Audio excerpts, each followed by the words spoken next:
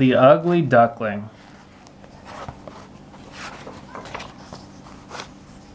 A Very Big Egg. Chapter 1. It was a sunny, bright day on the farm. Under a tall tree, a black cat went to sleep in the sun. In the farmyard, the farmer fed his cows, and little white lambs ran in the field. In the barn, Mother Duck sat on her nest. She had 6 eggs. 5 eggs were small, and 1 was very, very big. See? "My eggs will hatch soon," said Mother Duck. "Then I will have 6 little ducklings." The next day, Mother Duck went for a walk. When she got back to her nest, there was a big crack in one of the eggs. "Quack," she said. "The first egg is going to hatch." She was very, very excited. As Mother Duck watched, 4 more eggs cracked, and soon there were 1, 2, 3, 4, 5 ducklings. Then Mother Duck saw a crack in the very big egg. Out came a funny little bird. "You don't look like a duckling at all," said Mother Duck. Mother Duck took her 6 ducklings to the pond. She jumped into the water and said, "Quack, come on, come and swim with me." The ducklings jumped into the water too. 1, 2, 3, 4, 5, and finally number 6. The ducklings swam around the pond. Mother Duck watched them. "Ah, I don't look like a duckling," said number 6, "but I am the best swimmer." An Ugly Duckling. Chapter 2. Mother Duck took her ducklings back to the farmyard. The ducklings walked behind their mother. 1, 2, 3, 4, 5, and 6. They walked past the lambs in the field. They walked past the cows in the yard. They walked past the black cat. Then they came to the hen house. The hens came out of their house and looked at the 5 little yellow ducklings. One of the hens said, "Cluck, cluck, Mother Duck, you have 5 beautiful ducklings." And then she looked at the last duckling. "Oh no." "Squawk! Who are you?" she said. "You don't look like a duckling. Your feet are too big. Your legs are too strong. Your wings are too spiky. Your neck is too long. You are one ugly duckling." Then the hens started to peck at him. They pecked him every day, and the ugly duckling was very sad. "I won't stay here," he said. "I will go and find a new home." The Wild Geese. Chapter 3. It was summer now, and the sun was hot. The ugly duckling ran across green fields. He ran up and down hills. He swam across rivers, and he swam across streams. The ugly duckling ran and ran and ran. He flapped his wings, and he ran faster. He ran until it was dark.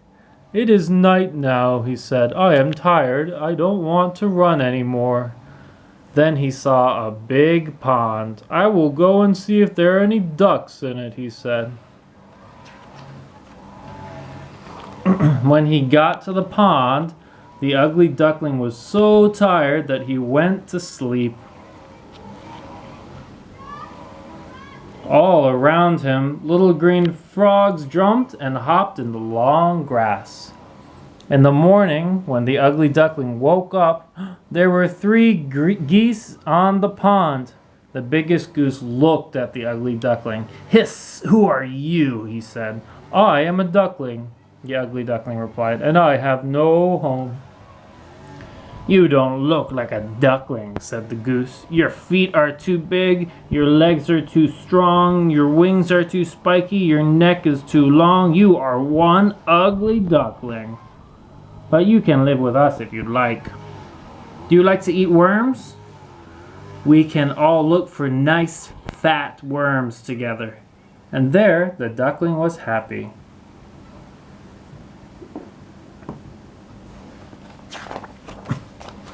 The Hunter, Chapter 4. One morning, the ugly duckling was on the pond with his friends. He heard a sound. "It's a dog," he cried. "I can hear a dog barking."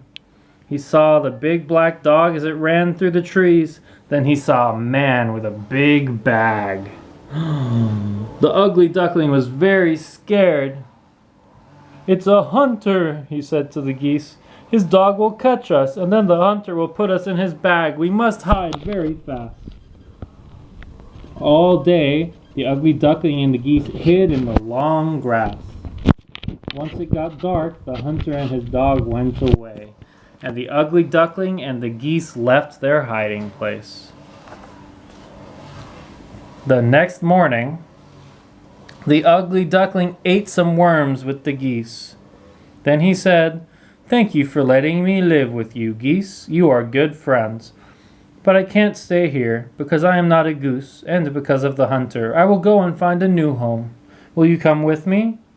"No, thank you. This is our home," said the geese. "Goodbye, and good luck." Chapter 5.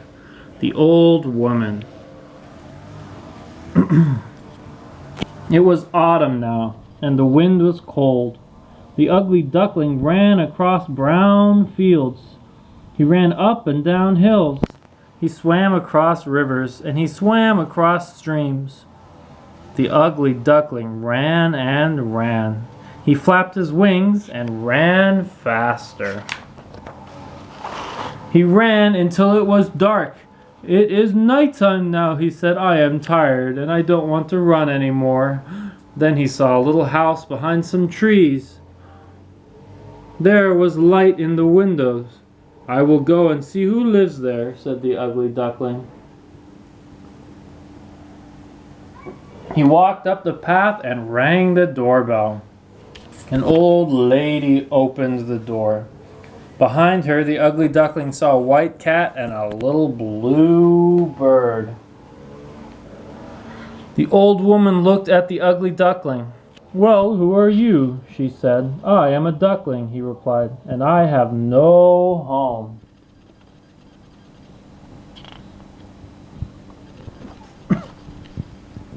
"You don't look like a duckling," said the old woman. "Your feet are too big.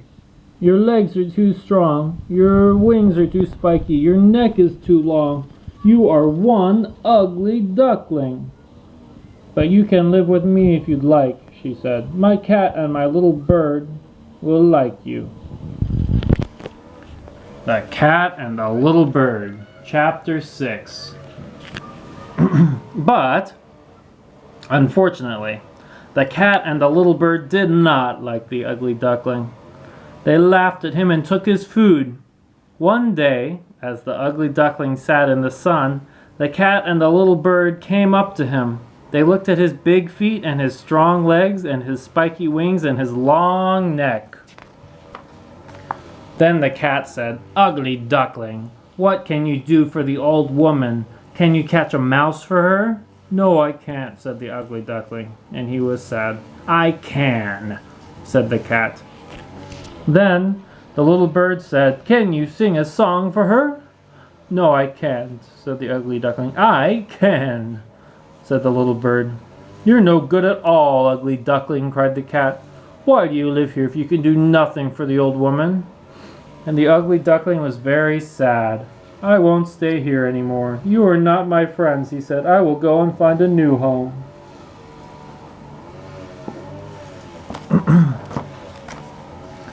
Stuck in the Ice, Chapter 7. It was winter now, and snow fell from the sky. The ugly duckling ran across white fields. He ran up and down hills. He swam across rivers and he swam across streams.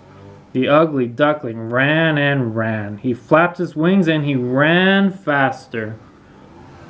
He ran until it was dark. "It is night time now," he said. "I am tired and I do not want to run anymore." Then he saw a big lake and he stopped there to rest. In the morning, the ugly duckling went for a swim. As he swam, some white swans flew over the lake. He was very excited. "They are so beautiful," said the ugly duckling. "I hope I will see them again." The days were cold. One day, as the ugly duckling swam in the lake, the water started to freeze, and soon he was stuck in the ice. "Help! Help!" he cried. He was very scared. Then he saw a man cutting wood. When the man saw the ugly duckling, he came and pulled him out. "You are very cold," said the woodcutter. "I will take you home with me and you can sit by the fire." Off you go. Chapter 8. So the woodcutter took the ugly duckling to his house. The ugly duckling sat by the fire.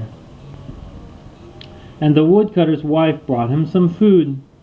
The woodcutter and his wife had 2 children. The children quite liked the ugly duckling. One day, the little girl said to him, "You can play with us if you like. Let's play with the toy train." The little boy pushed the toy train across the carpet. The ugly duckling liked the train. It was exciting, and he started to flap his wings at it. There was a jug of water on the table. When the ugly duckling flapped his wings, oh no, the jug fell off the table, and the water went all over the carpet, and the glass broke. The woodcutter's wife was very angry. She said, "You can't live here. You are too big." She opened the door. "Off you go," she said. "I like the children," said the ugly duckling, "but I can't stay here. I will go and find a new home." Swans on the Lake. Chapter 9. "I will go back to the lake," said the ugly duckling. "I may see the swans again." And it was spring. He was much bigger and stronger, and he could fly. He flew very fast, and soon he came to the lake. When he looked down, he saw the swans. He was very excited. "The swans are here on the lake," he said. "They are so beautiful. I will go down and talk to them."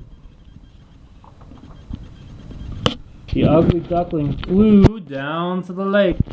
As he landed, the swans rushed up to him, flapping their wings, and the ugly duckling was scared. "They don't like me," said the ugly duckling. "They are very beautiful and I'm very ugly. They are going to peck me and hit me with their wings."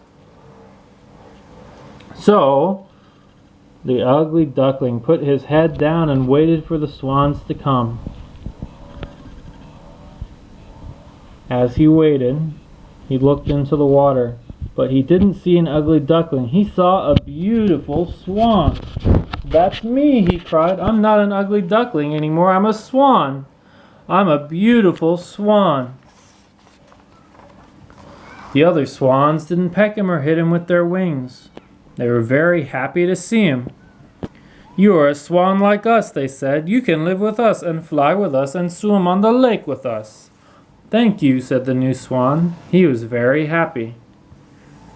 And so all of the swans lived together. They flew together and they swam on the lake together.